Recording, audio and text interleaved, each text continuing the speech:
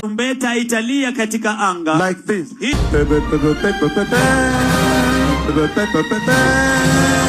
That is how the trumpet will sound.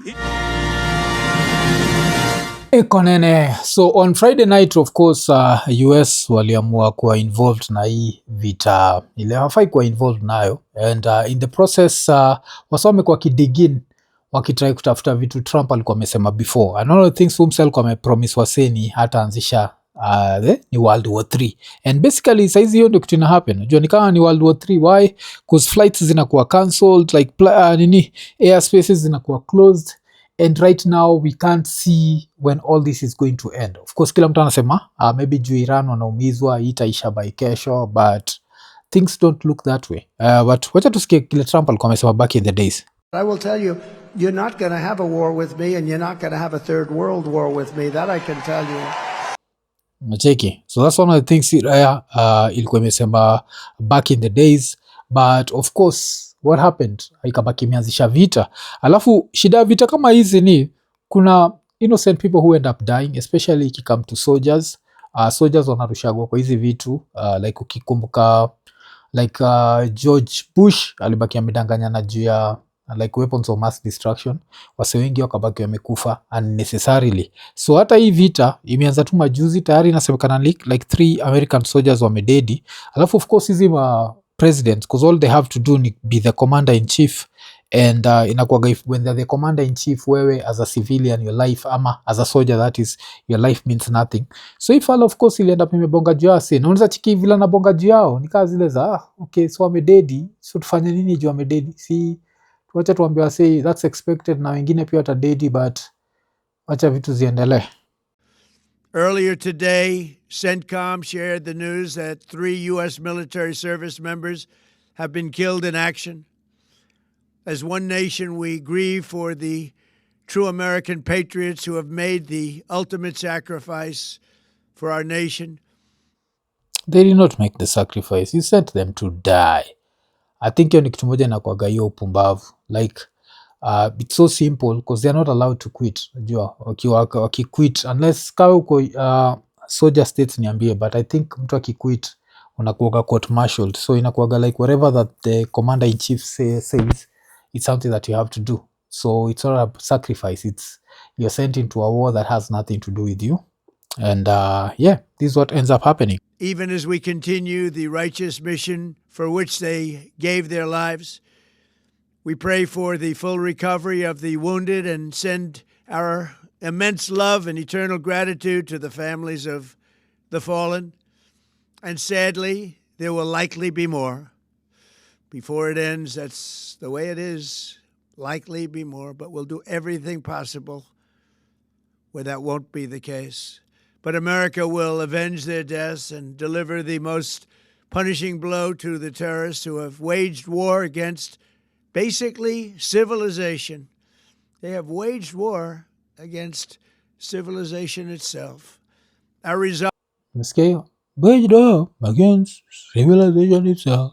So ikifala, but ikifala of course inakuwaga very divisive, because ikifala ni kama Charlie Kirk. Kuna a lot of Kenyans who can never call a spade a spade. So hizo ni zile raya utasikia zikikwambia just Trump is just a strong man, Trump is this, Trump is that. But hii raya of course according to me inakuwaga ni retarded. Haiko inafaa kuwa anywhere close to the presidency. Alafu ina standing for nothing. And the reason that this dude stands for nothing, of course pia, it's a very nasty pervert. But hata before tubonge juu ya the perversion, kikam to history ya war, hii fala ili end up ikienjoywa na SNL, Saturday Night Live. Walikuwa na ienjoy because walitumia clip yake akibonga juu ya ile time alikuwa na predict that Obama would go to war with Iran. So wacha tucheki. This attack might be a bad idea. I don't know. I'm not really an expert on Iran. So let's hear from someone who can explain why we might have done it. Our president will start a war with Iran because he has absolutely no ability to negotiate. He's weak and he's ineffective. Yeah. See, now that's the Trump I voted for. Cheki, if I like ikienjoyiwa. Because of course ilikuwa inashinda ikipushiwa narrative like back in the days that Trump, that Obama ataanzisha war Obama ataanzisha war, and of course that didn't happen. But sasa ikikam to hii fala, one of the things watu wanasema ni ilikuwa like blackmailed into this.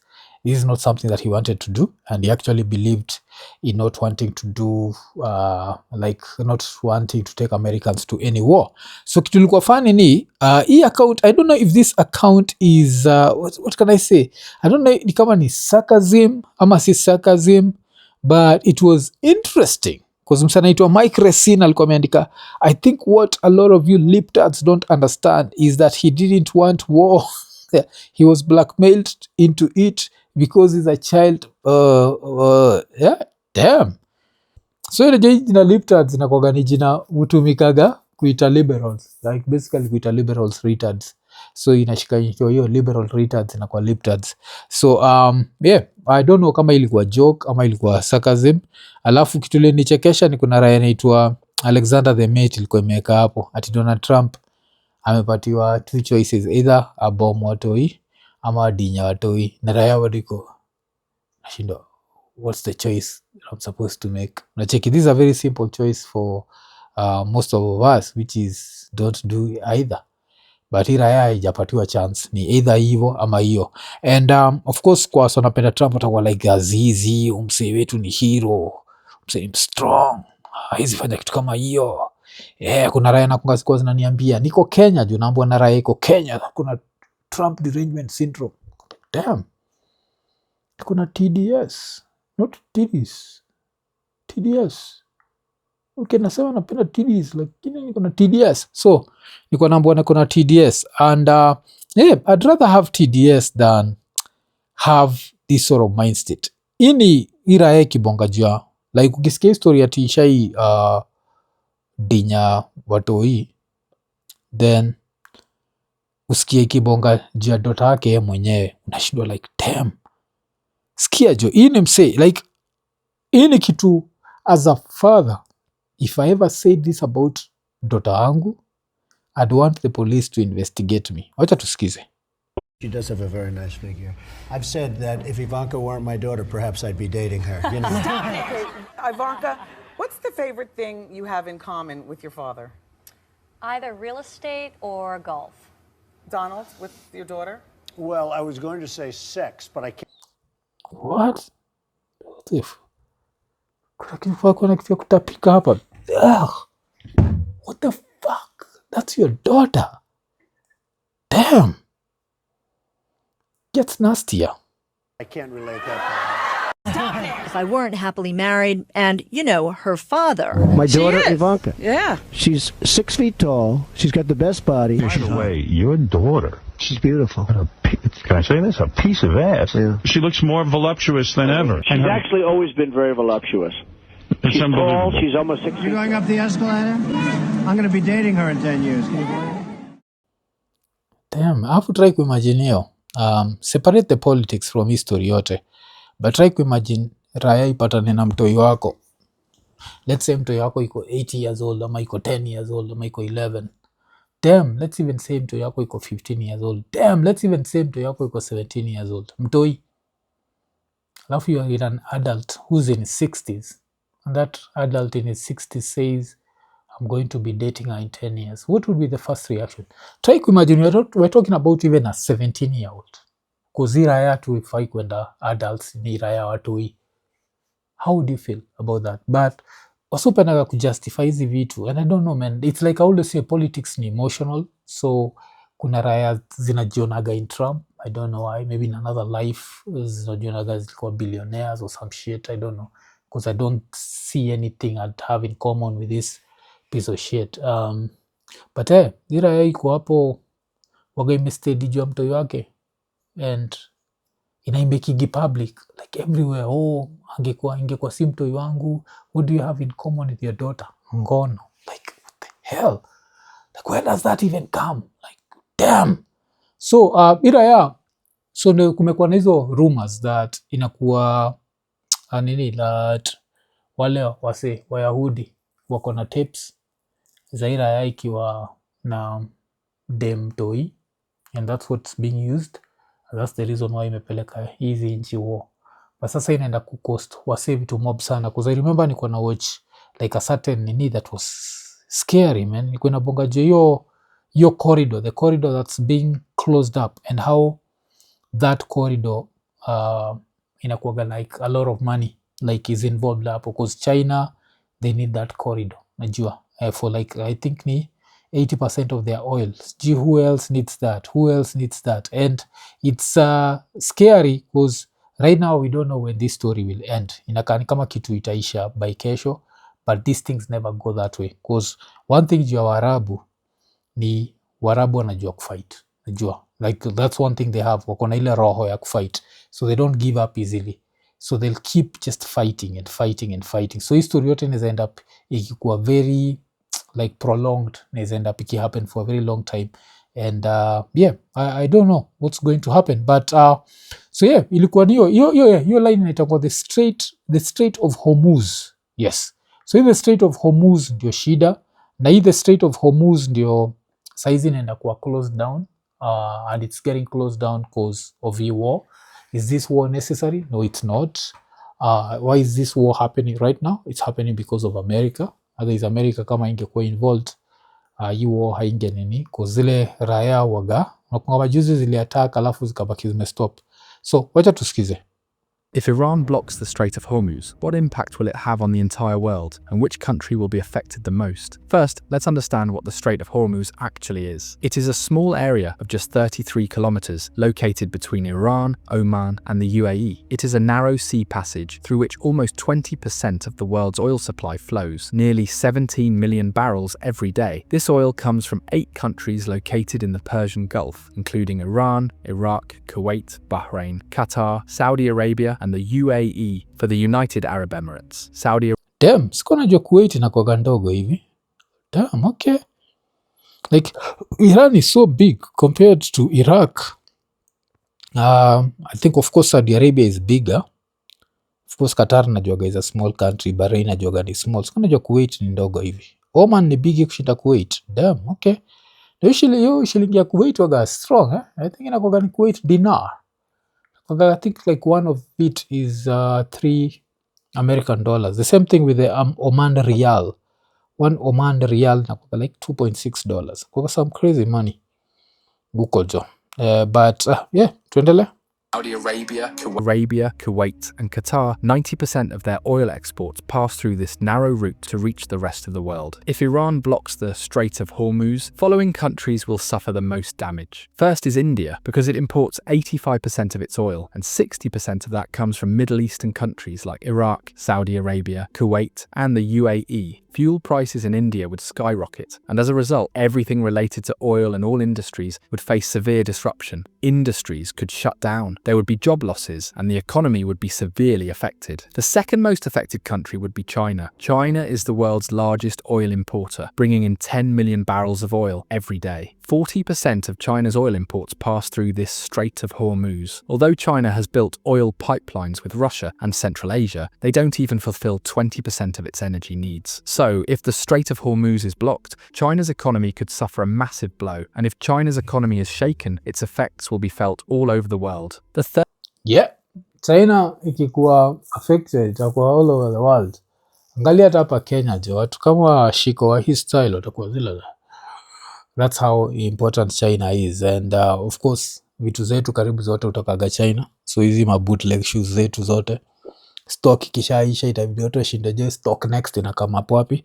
And the worst thing about this is we don't know when this will stop. Najua it's kwanza ni rahisi kustop inakuwaga ni shida. Paka for once naweza taka ile conspiracy theory ya hii fala inaitwa nani? Fala huitwa nani?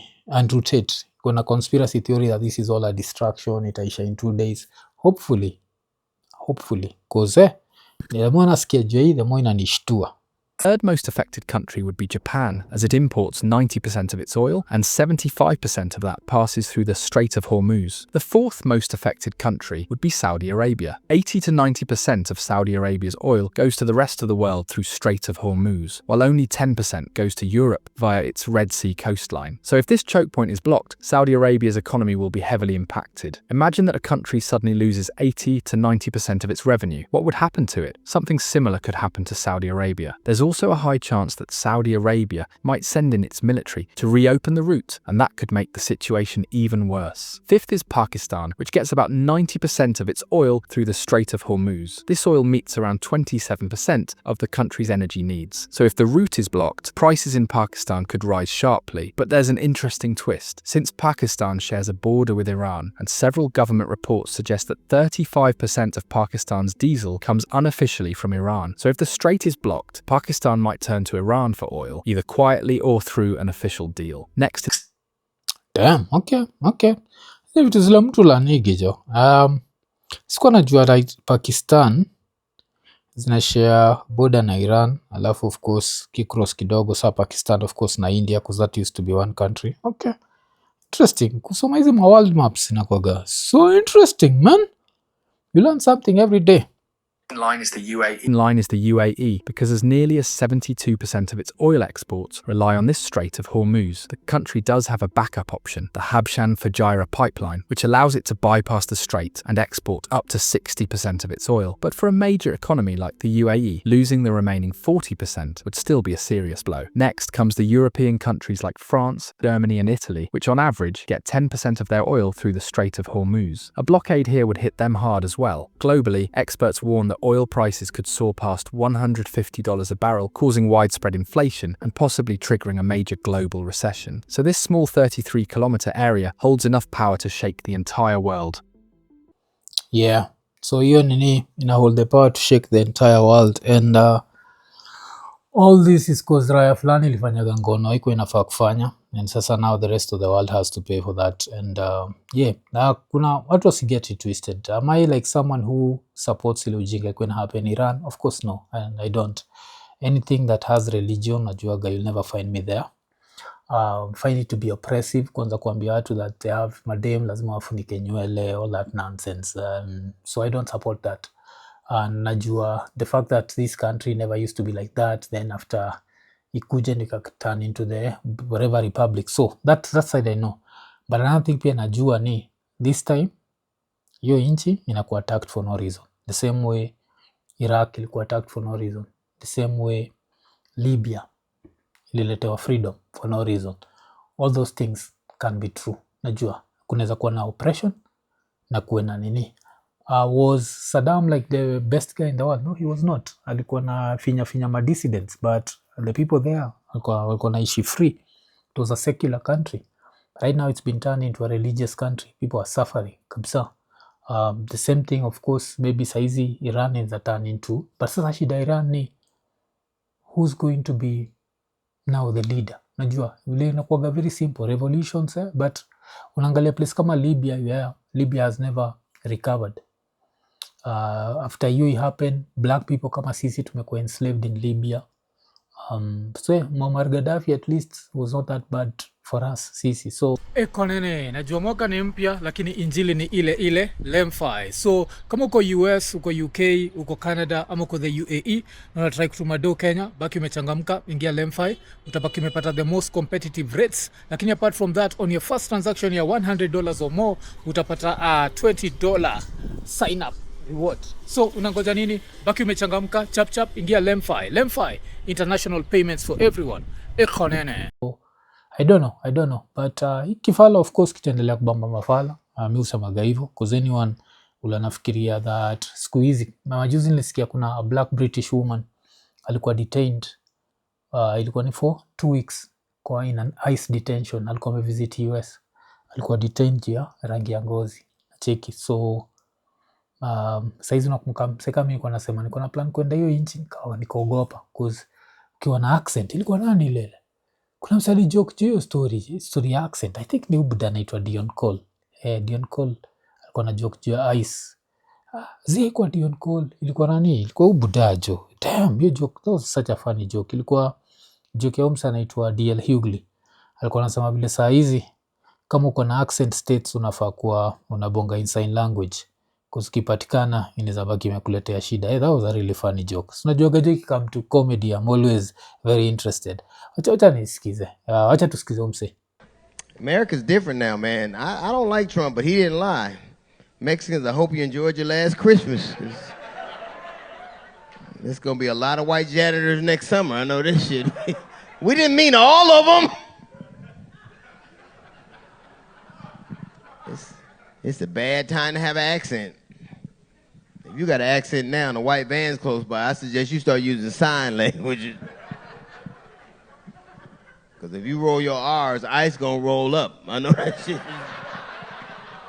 So, if you roll your R's, ice is gonna roll up. These are very funny one. Considering mzee wetu wa nguvu anakuwaga na rolling R's zake je. Mtu wetu wa nguvu anaitwa nani? IQ Hudson. IQ. Chunga wana. Weno kwa mtu wa Trump wako jo anaweza kupeleka mbio. So yeah, that's my 2 cents juu ya hiyo war. I still feel that war is unnecessary, and hopefully itabaki imeisha soon, because we need to open up the airspace, man. Let the world go back to what it was. And yeah, but another thing that this reminds you is all religion brings inakuwaga tu ni death. Najua Israel, of course, kuna ile religion ya ile country moja ile waga ina believe iko special, alafu kuna ile religion ya hii country ingine. Hivyo unatiketa US, I think ilikuwa ni jana, kulikuwa na fala. Alafu ni fala jo ina rangi nyeusi. Ilibaki imedo like a terrorist attack. Yes, I think naacha nimalizie nayo story. Kuna vitu zingine zitamshinda kwa nazo jo. Like uko na ngozi nyeusi jo, unaenda kufanya terrorist attack. Because umekuwa convinced that all your ancestors walikuwa stupid, and somehow Waarabu wanajua like what's right for you. Hiyo story nilicheki nikabaki nimeshtuka sana jo. Kwa fala fulani I think iko na origins za ilikuwa ni Senegal. Ilikuwa ni origins za Senegal. Hiyo story ilikuwa happy jo. Mpaka nashindwa jo nini, because niliend up post juu yake nilika tu dumb motherfucker. Yes. Ilikuwa ni very dumb dude. Yes. Nimeshindwa kupata hiyo story, but yes, kulikuwa na like a terrorist attack ile ili happen huko. Alafu ira jo, acha nitry kuona. Siwezi waambia ile kitu na search, but niko sure nikisearch that whatever I'm searching, I'll find out about that damn dude. It happened Texas, ilienda up imenini, na pia hapa Kenya nasikia kulikuwa na some also terrorist attack ile libaki ime happen. And hiyo terrorist attack ili happen Kenya ilikuwa, okay, I don't know how to call it a terrorist attack, but it was a Canadian national. So some Canadian national libaki imeingia kwa mosque ikaanza kuumiza watu. But ilikuwa kwa Daily Loud, ilikuwa ni the Austin, Texas shooter has been identified as a 53-year-old immigrant from Senegal. Inaitwa Ndiaga Ndianye. According to the New York Post, the alleged shooter had a Quran in his vehicle and was allegedly wearing a t-shirt that read "property of." Yes. So iraya, try kuimagine jo. Wewe ni mtu black lakini umekaa mkadanganywa that somehow all the black people and your black ancestors were foolish, and somehow it's the Arabs that had life figured out for you. Yes, that's all the religion brings, man. Brings nothing but violence. And yeah, for sure umejaa, man. Tumesema religion means nothing but violence, yeah? Okay, so what does this mean? It means that all the African societies that existed before 1900 they were very violent. Because hatukuwa na hizi religion foreign, si ndio? Because after zikuja tulirusha magods wetu wote. Omieri ilikuwa mimi ni nyoka msiue mimi. Tukarusha Omieri huko. Mugumo tree ikakatwa. Nini I think wa Masai walikuwa na worship, I think ni chini ya sijui mountain gani. Hiyo ikalengwa. Waluya walikuwa na worship Keystone fulani ikalengwa. But somehow wazungu na Waarabu have it figured out, yes? And you see nothing wrong with that. What you see wrong is me telling you that that's bullshit. Okay. Iko Nini.